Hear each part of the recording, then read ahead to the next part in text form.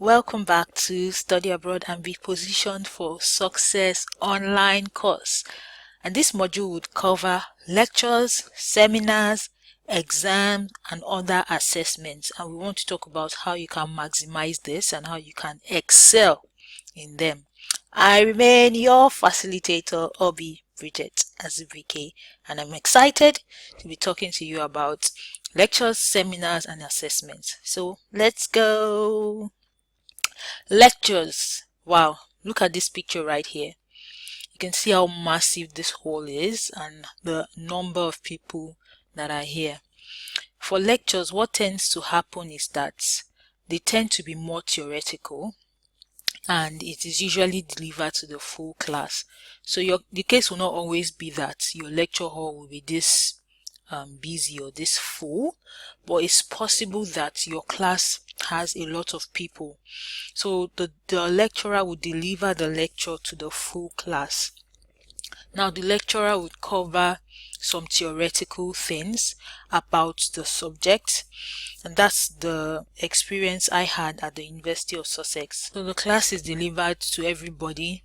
It tends to be more theoretical. Slides and lecture notes were usually prepared in advance, so we all had this student portal where we can go and download the class for that, the next class or the lecture notes for the class. Then students are expected to participate, but mostly the lecturer does most of the talking. And now I know at this point you're now thinking, well, it's the same thing in Nigeria. Yes, it's quite similar, except for the fact that slides and lecture notes might not be given to you in advance, or might be, I don't know about all schools.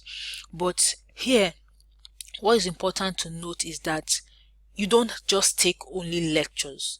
After the lectures, they try to emphasize seminars or tutorials where the class is now broken up into smaller groups. So after you've attended that full class where the lecturer has talked, has taught, has done all of that, you then have groups where you come and do further discussions. Like this picture, you see that there are fewer number of people here, and then in that one, you are discussing more. It is now trying to make the topic applied, more practical. So what you've learned, what is the application of it in the real world? That's some of the things we talk about at seminars. It is made a small group so that everybody can discuss. The tutor can ensure that we are all understanding, we are getting something from it. We have group participation and all of that. It's delivered in smaller groups, and the students are expected to fully participate.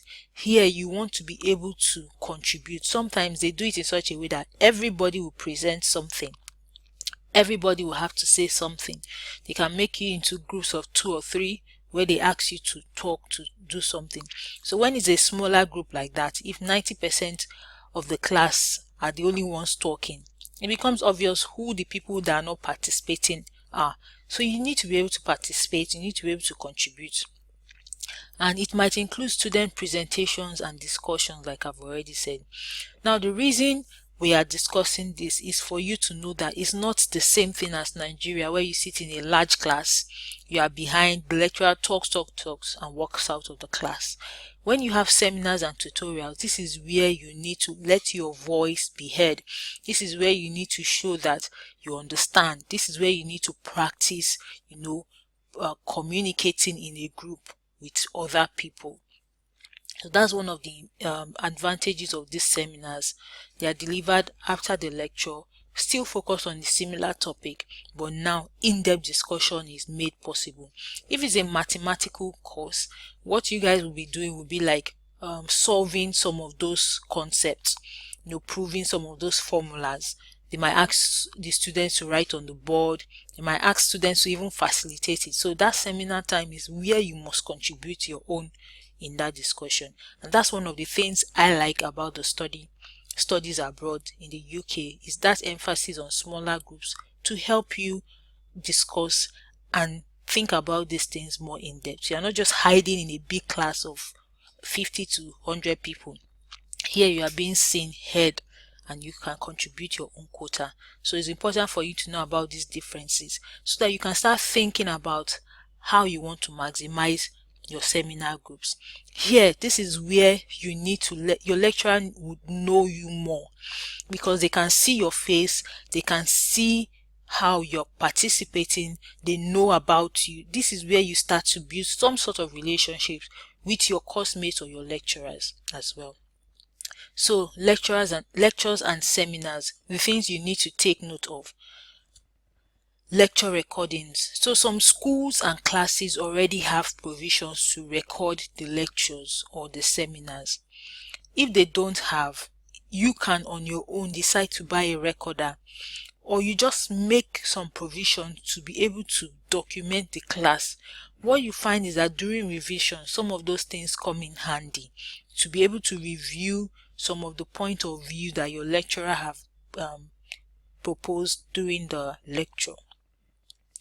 Participation, like I mentioned, there are some schools that would give you marks for class participation. But even though you're attending a school or a course that they don't give marks, it is important beyond the marks. Like I said, this is how the lecturers will know you.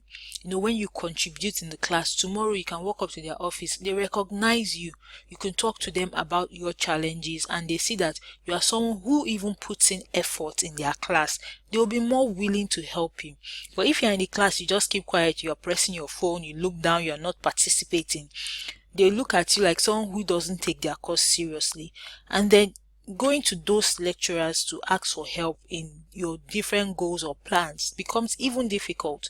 So participating in class, you could lose marks if you don't participate. I've heard of many different cases where it happens. Even in schools in the United States, that happens. But it is important beyond the marks, such that you now know how to contribute to discussions. You are able to think as the discussion is going on. You are able to critique things in your head and contribute or ask questions where necessary. That's the next thing, asking questions. So you need to get over your fear or worry of asking the wrong questions or sounding unintelligent. Wherever it is you don't understand, it is good practice to ask questions. I wish someone told me about some of these things before I went, because I always felt like, oh, the question is not serious. If it was serious, somebody else would have asked it. Why is it just me that is thinking about it? I always critique myself for wanting to ask questions, and that is the wrong thing to do. You should ask questions. Let your voice be heard. Don't be ashamed. Don't be worried. You've paid for it. Make sure that you use it, you utilize that opportunity. Then the lecturers have office hours. Like, that was my experience. I don't know how it would be for other schools, where you can go and ask them questions. So they carve out some time during the week, some 1 hour or 2 hours, where they open their office to their students. So any issues you have, take advantage of it.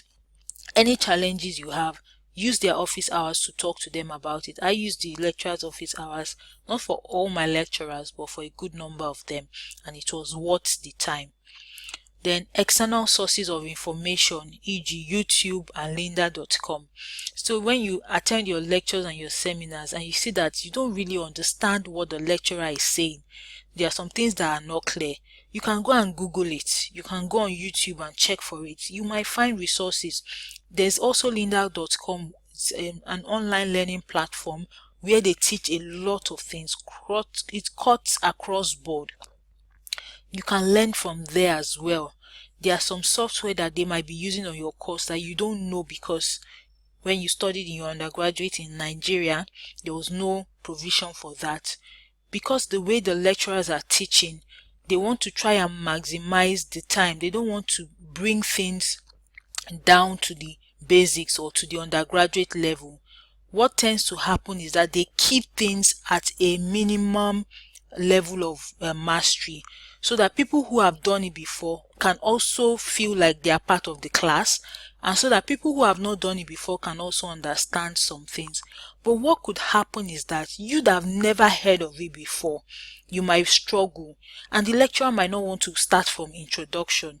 You need to take out time to do your own further reading. look for extra sources of information that can brush you up on some of these things. Okay, now to exam and assessment.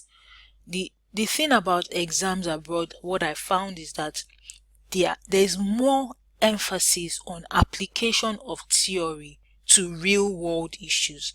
Nobody is coming to tell you to just come and rewrite a theory. Rather, they expect you to know how this theory has been applied in the real world. So for example, there's a paper about a certain theory that they have formed. Then people use that to now go and collect real life data. So when you are trying to write your exam, the question may not be focused on that theory, rather it was how the thing works in the real world. So that's what I found. It will be different for different courses, but it's good for you to know that it's not a copy and paste type model for exam. It is more like how you relate to it and how you can say something about some of those issues. You are expected to read beyond the materials presented to you. Nobody is going to tell you, give me exactly what I gave you in class. That is one of the major differences. They expect you to take that topic, read about it, be able to critique it, be able to understand it beyond what the lecturer said. Put it together and show them that you understand what you're talking about. And that's how you win in assessment abroad. Like I said already, don't give back exactly what the lecturer has given. Let them know that you know what you're talking about. Then essay-based assessment. So for example, people who study languages or people who study law on those type of subjects, what you find is that they might not write exams all the time. They might have 1 or 2 exams to write, but they give them essays to submit, which would now form their own assessments. They might tell them you have to write a 1,500 word essay or a 2,500 word essay. In that case, you need to read a lot of materials, sit down and write your essay or your report. One of the things you need to take note of is plagiarism. In Nigeria, again, nobody emphasizes plagiarism. You see people copying other people's works without properly acknowledging the source. That is plagiarism. Abroad, it is very important. You can lose marks because of plagiarism. You can even be expelled because of plagiarism. It is that serious. I took a course on referencing and citation to enable me know that how to properly reference any material that I use in my essays. They will be offering courses on this when you go. You need to look out for them and take them and learn how to avoid plagiarism. Also, there is a software we use during our studies called Turnitin. You upload your essays on it and then it tells you what is your plagiarism score. If it's a certain percentage, you don't need to worry too much. But if it's a certain percentage, you now need to go to those texts that it has highlighted and ensure that you have properly referenced them, or you have rephrased the sentence in such a way that you are using a lot of your own words. You can still cite them at the end, but you don't need to put them in quotes. When you are copying word for word or verbatim, you need to put it in quotes. Let it be known that you copied that word, that phrase from another source. These are some of the things you need to think about for your assessment as well. Then give yourself enough time. You can take courses on academic writing. Like I said, academic writing, how to write for your studies. They offered one of those at the University of Sussex and I was lucky enough to hear about it on time and I took it and it really helped me in my assessment. Lastly, you need to show that you have learned beyond the classroom. Either when you're writing an essay, when you're writing your exam, you need to show that you have learned beyond the classroom, that you have taken out time to invest in getting more information. That always makes the lecturer feel like, yes, you are worth a good score and they'll be willing to give you a good score. So that's all for exams and assessment. In the next video, I'll be talking to you about 3 things that would help you excel in your exams and assessments beyond just what you think the lecturer is looking for. We know that the lecturers want to know that you understand the course and you have knowledge of it, but beyond those things, there are some other things the lecturers will look out for, that knowing about them could help you maximize your exam and assessment. I can't wait to see you on the next video.